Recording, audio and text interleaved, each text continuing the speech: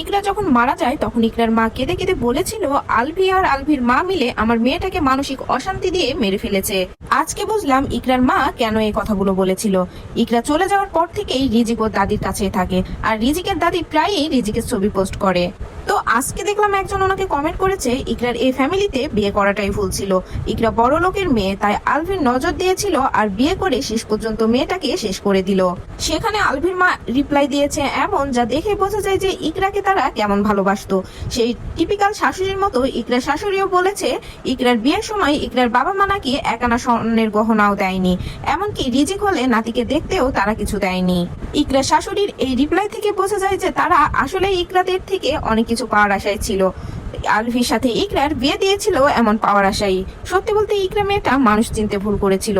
মেয়েটার পুরো লাইফটাই ছিল ভুলে ভরা। শুধু ইকরা নয়, আরো অনেক ইকরা আছে যারা মানুষ চিনতে ভুল করে।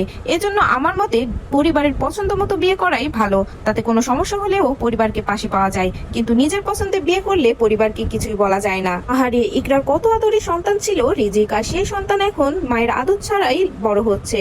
যাই হোক না কেন, একজন মা একটা কাজ করার আগে সন্তানের কথা বারবার ভাবা উচিত।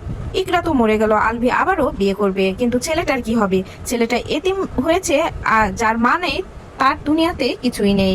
তবে ইকরার নামে 60 লক্ষ টাকার সম্পত্তি দেওয়া আছে, আর সেটাই এমনিতেই নাতির নামে চলে আসবে।